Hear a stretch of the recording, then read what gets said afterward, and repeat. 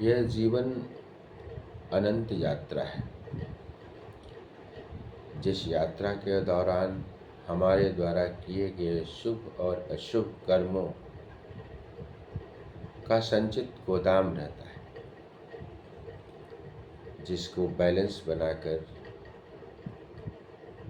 जिस संचित कर्मों, शुभ अशुभ कर्मों के का संयोग करके परमात्मा हमारा वर्तमान जीवन निर्धारित करता है, जिसमें समयानुसार सुख और दुख नियत समय के लिए नियत रहता है,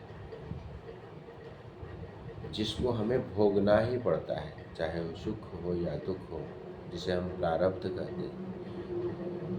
प्रारब्ध भोग किसी उपाय से उससे हम वंचित नहीं रह सकते। हाँ, एक उपाय है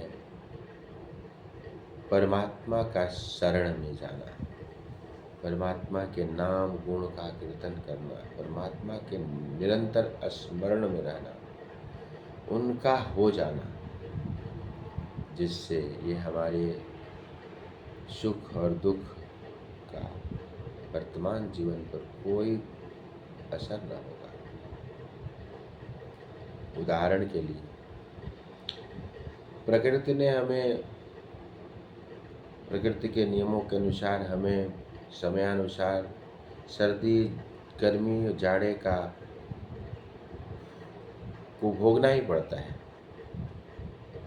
कभी अत्यंत गर्मी, कभी अत्यंत बरसात, कभी अत्यंत ठंडी।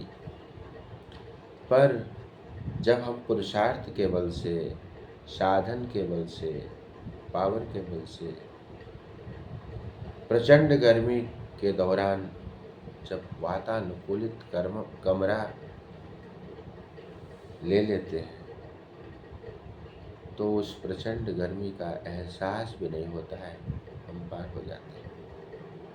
चाहे कितना भी ठंडी हो, लेकिन साधन के रूप में यदि हम हीटर का प्रयोग कर लेते हैं तो ठंडी का आभास भी नहीं होता है। इसलिए हमें परमात्मा के सहारा लेकर के वर्तमान क्रियमाण कर्म को बड़ी होशपूर्ण करना चाहिए, क्योंकि यही हमारा प्रारब्ध बनेगा, जिससे हमें भयभीत होना चाहिए और पूर्व के प्रारब्ध के लिए परमात्मा के शरण में होकर उनके द्वारा, उनके शरण में होकर उनके नाम जप करके हम इस भोग को उस तरह भोग लेते हैं जैसे नदी के धार में किसी वस्तु को डाल दो तो